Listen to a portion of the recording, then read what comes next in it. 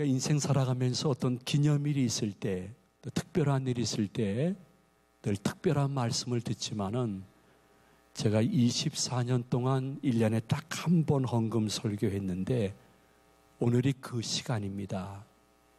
근데 제 마음속에 자꾸 성탄에 대해서 말씀을 전하고 싶은 생각이 들었어요. 너무 지금 성탄의 영적인 분위기가 많이 다운되어 있는 상태라 그런지 자꾸만 그 생각이 드는 거예요. 헌금 작정주일 설교보다 성탄 설교가 중요하다. 그래서 그냥 준비했어요. 여러분, 참 중요한 성경 구절인데 23절 상반절을 우리 한번 천천히 한번 읽어보도록 하겠습니다. 보라, 처녀가 잉태하여 아들을 낳을 것이요. 천사의 예언입니다. 근데 이 예언은 원래 예수님이 동정녀에서 탄생하기 전 700년 전에 이사야를 통해서 예언되었던 내용이 성취되는 것입니다. 우리 이사야 7장 14절을 다 같이 읽어보도록 합니다. 그러므로 주께서 친히 징조를 너희에게 주실 것이라. 보라, 처녀가 잉태하여 아들을 낳을 것이요 그의 이름을 임마누엘이라 하리라. 아멘. 우리는 하루 앞도 예언하기가 힘듭니다. 잘 맞지도 않습니다. 근데 성경은 700년 전에 예수 그리스도의 탄생의 방법을 말씀하셨고 700년 후에 그 예언이 그대로 성취가 된 것입니다. 이것을 22절에서 증거해 주고 있습니다. 우리 다 같이 22절을 봉독하도록 합니다. 이 모든 일이 된 것은 주께서 선지자로 하신 말씀을 이루려 하심이니 이르시되 아멘. 그러므로 성도님들은 예수 그리스도의 초림의 예언이 때가 되면 성취됐듯이 예수 그리스도의 재림의 예언도 그분의 때가 되면 성취되는 줄로 믿으시기를 바랍니다. 그 신앙입니다. 산소망입니다. 사람들은 100세 시대라고 많이 이야기하는데 100세 사는 분들 별로 없어요. 통계를 보니까요, 남자 100명 중에 1명이 100세 사세요. 여자는 3분이 사세요. 그 중에 한 분이 저 김덕기 권사님 어머님 100세로 지난주에 소천하셨어요. 그러니까 100세 시대라는 것이 상상은 그렇게 하더라도 100명 중에 1명, 3명에 불과한 거예요. 우리 잘 살아야 70, 80, 90 사는 거예요. 그러다가 우리 믿는 상도님들은 죽음이 이제 다가오겠죠. 다가오면 아마도 웬만한 분들은 다 그렇게 고백할 것 같아요. 아마도 무릎 꿇고는 못할 것 같아요. 힘이 없어서. 그냥 이불에 들어놓아서 두 손 모아서 할 것 같아요. 주님, 저를 천국으로 인도해 주심을 감사합니다. 이럴 거예요. 그리고 우리가 주님의 예언 중에 마지막 예언인 재림이 이루어지는 그날, 우리는 요한계시록 22장 20절 성경의 제일 마지막 부분의 고백을 분명히 할 것입니다. 아멘. 주 예수여 오시옵소서. 우리 한번 다 같이 봉독하도록 합니다. 이것들을 증언하시니가 이르시되 내가 진실로 속히 오리라 하시거늘 아멘. 주 예수여 오시옵소서. 주 예수의 은혜가 모든 자들에게 있을지어다. 아멘. 그러므로 우리는 항상 천국과 주의 재림을 대망하면서 성경과 성령의 뜻과 명령 안에서 살라고 해야지 그 밖에 나가는 것을 자유라 생각하지 말아야 돼요. 우리 모두의 삶이 얼마나 더 살지 모르겠지만은 하나님이 우리에게 허락해 주신 신앙과 삶의 규범인 성경, 그리고 하루하루 살아갈 때에 우리에게 말씀해 주시는 성령님의 뜻과 명령에 따라 살아가다가 언젠가 그분이 내 육신을 부를 때는 주님, 저를 천국으로 인도해 주심을 감사합니다. 주님이 재림하실 때는 아멘, 주 예수여 오시옵소서. 이것이 여러분의 신앙 고백이요 방언이 되어지기를 축원해 드립니다. 그러므로 우리가 잠깐 23절 본문으로 돌아가서 생각해야 될 것은, 처녀가 이렇게 말했어요. 결혼하지 아니한 젊은 자매를 의미하는 것이죠.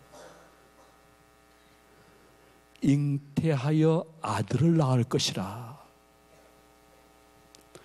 처녀, 남자를 알지 못하는 처녀, 동정녀가 어떻게 잉태할 수 있을까? 일반적인 잉태법으로는 불가능합니다. 보혜사 성령님이 특별하고 성별되고 유일무이한 방법으로 예수 그리스도를 잉태시킨 것입니다. 그 말씀을 우리가 한 20절에서 확인해 보도록 합니다. 우리 다 같이 20절 봉독합니다. 이 일을 생각할 때에 주의 사자가 현명하여 이르되, 다윗의 자손 요셉아, 내 아내 마리아 데려오기를 무서워하지 말라. 그에게 잉태된 자는 성령으로 된 것이라. 아멘. 오늘 2부 예배 끝나는데 어떤 남자분이 막 저한테 오시더니, 목사님, 아유, 제 꿈속에 목사님이 현명하셨어요. 그러는 거예요. 내가요? 그렇다는 거예요.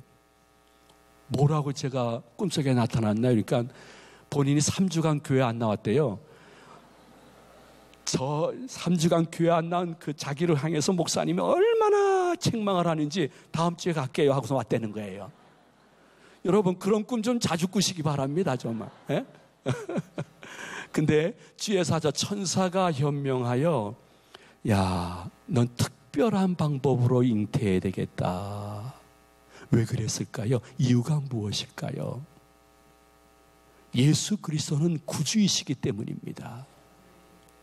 구주는 사람이 되셔야 되지만은 사람의 보편적인 속성인 죄를 갖지 않고 죄 없이 무흠하게 태어나야 될 분이 구주이신 것입니다. 그러므로 남녀가 결혼해서 때가 차서 아이가 낳고 예수님이 나셨다고 하면 예수님도 원죄와 자범죄에서 헤어나올 수가 없습니다. 참된 구주는 인간의 원죄와 자범죄, 그로 인한 영벌과 지옥 권세에 처한 인생들을 구원해 주셔야 될 분이기 때문에 죄가 없이 이 세상에 태어나야 됩니다. 그래서 죄와 사망과 지옥 권세에 있는 우리들을 해방시키고 구원시킬 분이 구주 예수 그리스도이기 때문에 성령으로 잉태된 줄로 믿으시기를 바랍니다. 예수님의 이름 속에 그 진리가 포함되어 있습니다. 우리 한번 다 같이 21절을 봉독하도록 합니다. 아들을 낳으리니 이름을 예수라 하라. 이는 그가 자기 백성을 그들의 죄에서 구원할 자이심이라 하니라. 아멘. 이 동정녀 탄생으로 인해서 원죄와 자범죄가 무관한 상태의 인류를 구원하시기 위해서 오시는 예수님의 진리가 얼마나 중요하냐면요, 첫째 아담 이 땅에 하나님이 주실 때도 죄와 상관없이 하나님이 손수 지으셔서 창조하셨습니다. 동시에 둘째 아담 예수 그리스도께서 이 땅에 오실 때도 죄와 상관없이 동정녀의 몸에서 성령으로 잉태되어 초자연적인 방법으로 오셔서 구주가 되심을 우리에게 확실히 증거해 주셨고, 그 아기 구주 예수 그리스도가 오시는 날이 성탄의 날인 것입니다. 이 동정녀 탄생의 진리는 우리가 연구해야 될 대상이 아닙니다. 여러분들이 무엇을 끄집어내가지고 증명해야 될 대상도 아닙니다. 죄 없이 이 땅에 오시는 예수 그리스도의 동정녀 탄생의 진리는 우리가 믿음으로 받아들여야 될 대상인 것입니다. 우리가 은혜로 아멘 하면서 받아들여야 될 대상인 것입니다. 감사함으로만 받아들여야 될 대상. 이거 증명이나 연구의 문제가 아닙니다. 믿음의 문제입니다. 은혜, 믿음, 감사함으로 받는 사람이 이 세상에 수많은 사람 가운데 얼마 있는데 그 사람들이 누굽니까? 하나님이 택하시고 가까이 오게 하사 동정녀 탄생의 진리가 믿어지게끔 하는 얼마의 사람들이 있는 것입니다. 이해하기 어렵겠지만 한번 성령 의지하여 여러분에게 선포한다고 하면 참된 구주는 신성을 지니신 하나님이셔야 됩니다. 동시에 인성을 지니신 사람이어야 됩니다. 이 두 가지를 속성으로 확실히 갖추기 위해서는 남녀가 결혼해서 원죄와 자범죄와 연관된 상태에서 태어난다고 하면 그 사람은 구주가 될 수 없습니다. 여러분 생각해 보십시오. 그냥 가정입니다. 혹시 여러분 가족 중에 그러한 분 있으면 용서해 주고 들으세요. 자, 전과 5범이 계십니다. 그런데 전과 10범하고 술을 한 잔 마시기로 했습니다. 꺾어지게 마셨습니다. 전과 5범이 너무 기분이 좋았습니다. 그래서 술 마시는 과정 속에 전과 10범에게 선포했습니다. 오늘 밤 네 모든 죄와 전과가 없어질지어다. 그래서 그 개그에 불과합니다. 그렇다고 해서 그의 죄와 전과가 없어지지 않습니다. 왜? 같은 죄인이기 때문인 것입니다. 그러므로 구주 예수 그리스도는 참신과 참사람이 되셔야 됩니다. 죄가 없으셔야 됩니다. 그러나 사람이어야 됩니다. 그래서 예수 그리스도께서 하나님으로서 이 땅의 동정녀의 몸에서 탄생하셔서 우리의 죄를 대신하여 십자가에서 대속의 죽임을 당하신 것을 믿음으로 고백하시는 분들은 아멘 하시기 바랍니다. 근데 지금 한국은 흐름이 참 많이 세속화돼서요. 여러분 한 번쯤 들어봤을 거예요. 포스트 모더니즘이라고 다원주의. 다원주의라는 말은 무엇이냐면 절대 진리를 거부하는 것입니다. 그러니까 이것이 절대적인 이거 하나밖에 없다 하는 절대 가치관을 거부하는, 그래서 예수 그리스도만 구주다 하는 것을 거부하는 포스트 모더니즘, 다원주의 중에 종교 다원주의가 쫙 낮은 구름처럼 예술, 문화, 사회, TV, 인터넷, 심지어 종교계 안에도 다 퍼지기 시작했습니다. 그래서 사회적인 모든 흐름은 예수 그리스도는 유일한 구주이십니다. 예수님만 인생의 길이요 진리요 생명입니다. 선포하는 이건영 목사는 보수 바통입니다. 그리고 무식한 목사입니다. 도량이 없는 목사입니다. 그런데 지식인 목사님, 신학 교수님으로 통하시는 분들이 있습니다. 누군지 압니까? 예수님 밖에도 구원이 있습니다 하면 그 사람은 도량이 넓고 고집쟁이 아닌 아주 지식인 목사님, 신학 교수로 통합니다. 그저 교회 안에만 구원이 있는 게 아니야. 무슨 종교를 믿더라도 결국 선하게 살면 나중에 다 좋은 거 천국 가는 거야. 이렇게 얘기하는 목사님과 신학 교수는 굉장히 아량이 넓고 사회에서 지식인으로 인정을 받고, 저 같은 것은 보수 꼴통입니다.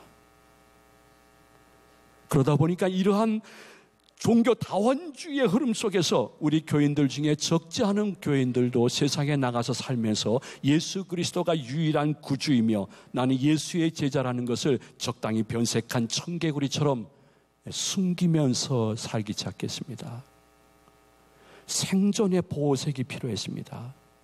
그래서 믿지 않는 가까이 있는 분들이 보게 되면 교회 안 다니는 것 같은데 또 교회 다니는 것 같기도 하고, 저 사람의 정체는 무엇일까? 점점 우리들의 마음속에 자신이 기독교인이고 예수의 제자인 것을 숨기는 것을 강요하고 있는 사회에 낮게 깔린 구름과 세력과 악한 영을 혹시 보시고 계시는지요?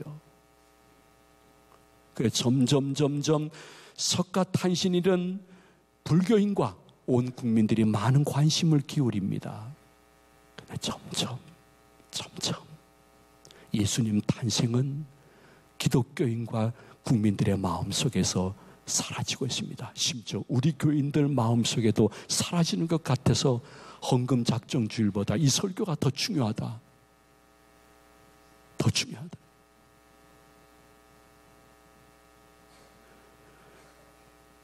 저는 인천에 한 3,000교에서 3,300개 교회가 있다고 통계를 받습니다. 교회조차 조용합니다. 성탄트리에 대해서 찬반 양론도 있지만은 여러분, 성탄트리라는 것은 신불신망란하고 사람들 마음속에 예수 탄생을 기념하는 작품이구나 다 압니다. 만약에 한 3,000여 교회가 자기 교회 크기에 맞게끔, 예산에 맞게끔 작고 큰 트리를 교회 안팎이라든지 교회 앞에 노탈 이런 데 설치해서 3,000개 트리가 인천을 쫙 12월 달에 한번 장식한다고 생각하십시오. 그러면 틀림없이 믿지 않는 사람들은 첫 번째 반응이 올 것입니다. 그 교회들이 그 돈 있으면 가난하고 불쌍한 사람들 도와주지 무슨 트리를 만들고 있냐 하고 이야기를 할 것입니다. 그런데 그러다가 계속 트리가 눈앞에 보이게 되면 사람은 누구나 다 영혼을 사모하는 마음이 있습니다. 종교성이 있는 것입니다. 도대체 그러면 왜 기독교인들은 성탄절 때 저렇게 트리를 많이 해놓고 예수 탄생을 기뻐할까? 예수가 누구일까? 그분들은 평생 한 번도 교회 안 들어왔기 때문에 이러한 좋은 말씀을 들을 수가 없습니다. 교회 밖에 많은 분들은 성탄트리를 통해서 예수가 누구일까? 그러다가 교회 다니는 친구가 했던 말이 기억날 수도 있을 것입니다. 난 교회나 목사님들은 별로 좋아하지 않아. 근데 난 예수 좋아서 지금까지 교회 다니고 있어. 도대체 그 말은 무슨 뜻일까? 무슨 뜻일까? 그때에 보혜사 성령 예수의 영이 임마누엘 하신다는 것은 먼저는 여러분들과 함께 있는 것을 기뻐하지만은 아직 예수 밖에 있는 사람들에게도 예수 그리스도는 임마누엘 함께 하시기를 좋아하시는 줄로 믿으시기 바랍니다. 그 가운데 구원받을 사람이 예수 그리스도께 감동되어 임마누엘 주님 곁으로 온다는 사실은 모든 교회의 역사 가운데 작고 큰 간증으로 있음을 부인할 수 없습니다. 우리 한번 23절 중반절과 하반절을 다 같이 봉독해 보도록 합니다. 그의 이름은 임마누엘이라 하리라 하셨으니 이를 번역한 즉 하나님이 우리와 함께 계시다 함이라. 아멘. 하나님은 여러분들에게도 함께 하지만은 아직 예수 밖에 있는 여러분의 가족들에게도 임마누엘로 함께 하시는 줄로 믿으시기 바랍니다. 어떤 계기가 있어야 됩니다. 근데 하나님이 주신 좋은 계기조차도 기독교와 교회 자체도 조용하고 있습니다. 아픔입니다.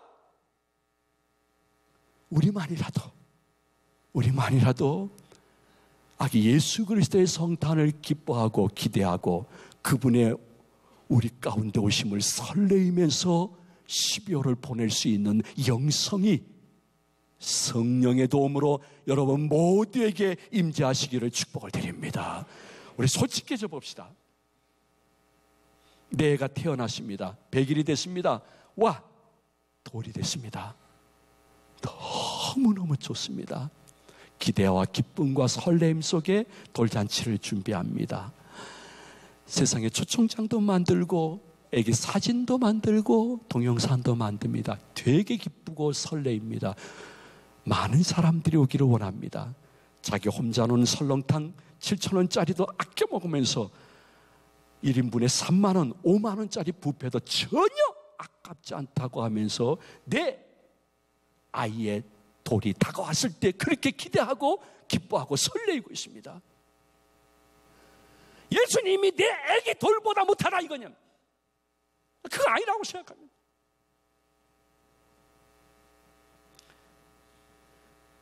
집안 어르신 엄마 아빠가 70 혹은 90이 되었습니다. 70잔치, 90잔치 할 때에 이거만큼은 모든 자녀들이 마음이 하나 되어집니다.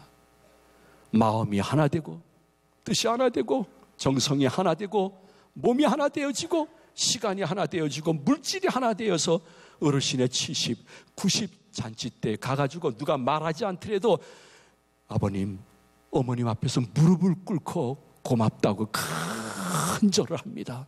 여러분, 예수님이 내 어머니, 아버님보다 못하십니까? 아니라고 생각합니다. 억지로 끄집어낸 데서 끄집어질 것은 아니지만은 여러분들이 12월을 보내면서 예수 그리스도의 정체성을 깊게 묵상하면서 돌잔치, 칠순잔치 준비하고 기대하고 기쁨과 설렘 속에 맞이하는 것 이상으로 예수님을 모시고자 하게 되어지면 예수 그리스도가 여러분의 영육 위에 놀라운 치유의 역사를 주실 줄로 믿으시기를 바랍니다. 우리 한번 내 자신을 내 밖에서 한번 생각해 봅니다. 나는 왜 기독교인인데 성탄절이 다가오는데도 설레임이 없을까? 기쁨과 기대가 없을까?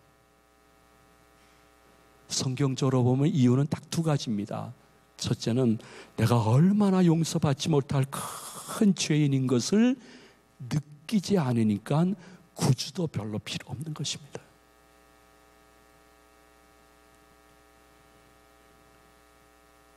내가 이 정도 살아가는데 나만 그 짓 하나? 뭐 들춰내봐라. 그 사람들도 다 그 짓 할 텐데 뭐. 내 죄의식을 느끼지 못하는, 내가 이 정도 경건이면 그래도 괜찮은 경건이지, 저 장로, 저 집사 권사보다는 내가 그래도 경건이 그래도 나은 거지